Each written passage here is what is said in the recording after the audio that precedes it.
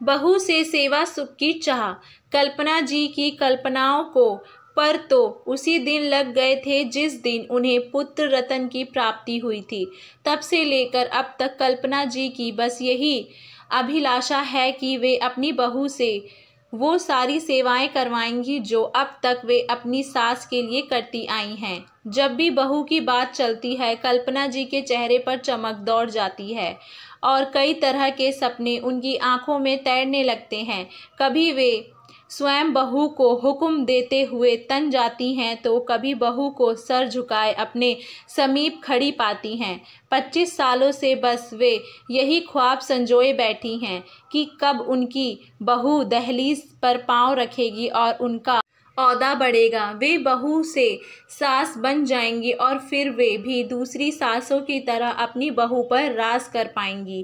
कल्पना जी जब भी किसी शादी विवाह या समारोह में जाती हैं उनका बस एक ही लक्ष्य होता है, अपने लिए एक ऐसी बहू की तलाश करना जो उनकी सेवा एक आदर्श बहू की भांति करे।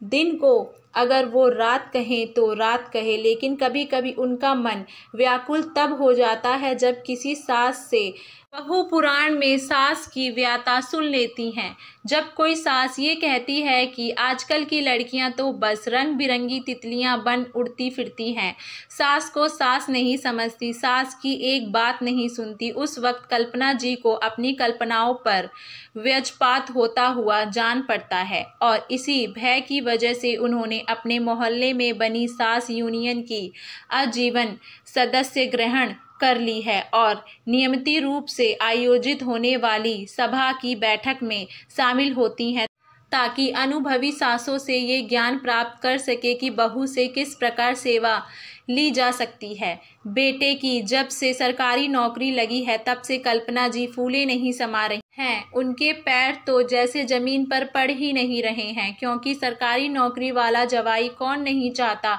हर कोई चाहता है उनकी बेटी का भविष्य सुरक्षित रहे और फिर सरकारी नौकरी से ज़्यादा सुरक्षित और क्या हो सकता है।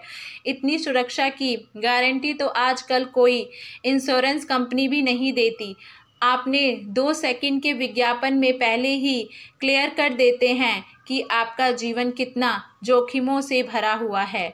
इस बार के सास यूनियन की मानसिक बैठक में कल्पना जी को एक ऐसी बला के बारे में पता चला जो पूर्ण रूप से उनकी बहू बनने में पैमाने पर खरी उतर रही थी। अभी वे होम साइंस ग्रेजुएशन के फाइनल ईयर की छात्र थी और घर के सभी कामकाज में पारंगत। वे ना तो दूसरी लड़कियों की तरह आधुनिक थी और ना ही करियर ओरिएंटेड, यूँ समझ लीजिए कि पूरी तरह से बहू के पैकेज में फिट बैठती थी। ये जानने के पश्चात कल्पना जी फौरन अपनी जुगात लगाकर जल्दी से जल्द उस लड़की के परिवार वालों से मिलने और उनके घर जाकर रिश्ता पक्का करने की ठान ली। और जब कल्पना जी अपने पति से इस बारे में बात की तो उन्होंने कहा, श्रीमती जी एक बार अपने बेटे की मर्जी तो जान लीजिए, जिसे उस लड़की के संग अपनी पूरी जिंदगी गुजारनी है। कहीं ऐसा ना हो कि बहू से सेवा सुख की चाह में आप अपने बेटे का सुख गवा बैठो। कल्पना जी उस लड़की के घर जाकर शादी तय करने की योजना बनाने लगी। उन्होंने अपनी प्योर सिल्क की वे साड़ी भी निकाल ली जो खास मौके पर पहनने के लिए सहेज कर रखी थी। आखिरकार अब उन्हें अपना सपना साकार होता नजर आ रहा था। निश्चित तिथि पर कल्पना जी घर के सारे काम निपटा तैयार होकर अपने पति और बेटे का इंतजार करने लगी। सुबह से दोपहर हो गई लेकिन दोनों का कुछ पता नहीं था। अब तक दोनों घर नहीं लौटे थे और उनका मोबाइल भी स्विच ऑफ आ रहा था। कल्पना जी के सब्र का बांध टूटा जा रहा था और उनके क्रोध का तापमान बढ़ता जा रहा था। तभी डोरबेल बजा और कल्पना जी की तमतमाती हुई दरवाजे की ओर बढ़ी। दरवाज़ा खोलते ही कल्पना जी के पैरों तले जमीन खिसक गई और उनकी आंखें फटी की फटी रह गईं। सामने उनका बेटा और पति खड़े थे। वे कुछ बोलते इससे पहले उनका बेटा बोला, मम्मी ये आपकी बहू सपना, हम एक दूसरे से प्यार करते हैं। ये मेरे ही दफ्तर में काम करती है। हमारा दूसरे शहर में ट्रांसफ़र हो गया है और वहाँ हम साथ रहना चाहते हैं। इसीलिए हमने पापा की उपस्थिति में आशीर्वाद आशीर्वाद से शादी कर ली। हमें आज ही निकलना है, हम आपका आशीर्वाद लेने आए हैं। ऐसा कहकर दोनों कल्पना जी के चरण स्पर्श कर उससे आशीष ले कर चले गए और कल्पना जी उन्हें जाते हुए देखती रहीं।